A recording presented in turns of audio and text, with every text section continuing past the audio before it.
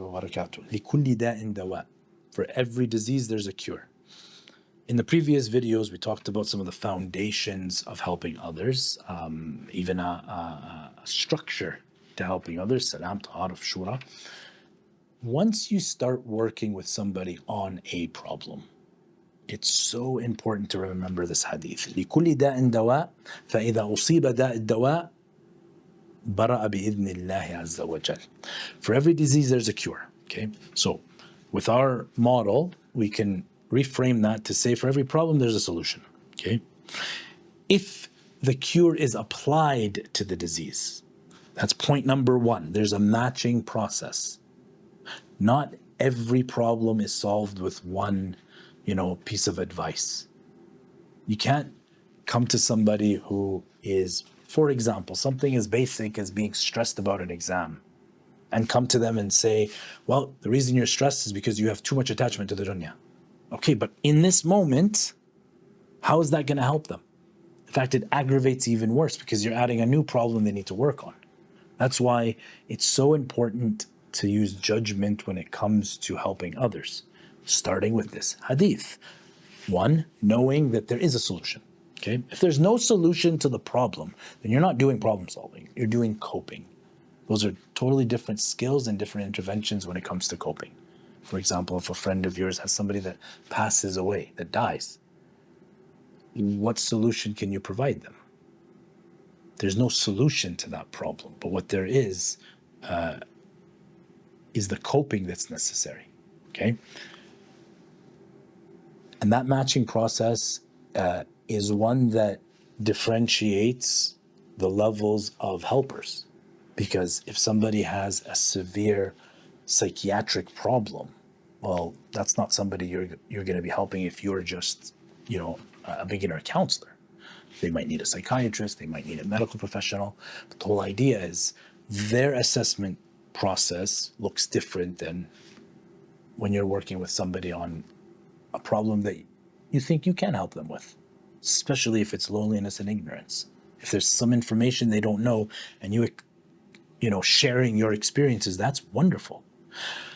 But that doesn't mean that you can't be part of a network of people helping somebody. And again, we're not talking about serious disorders here. We're talking about so many young Muslims that don't have any type of support at all.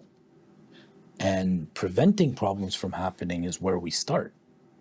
But the idea here is, I want to share this hadith because I want you to know that no matter what pathway brings you into the network, that you can see clearly how powerful these ahadith can be in helping others.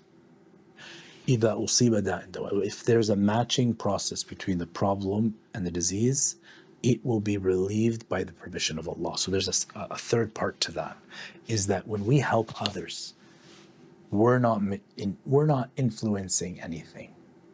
We're doing what we need to do so that Allah subhanahu wa ta'ala may make us a means to helping others. And this is a really, really important principle to have, but a much, much harder one to actually internalize and keep keep conscious of.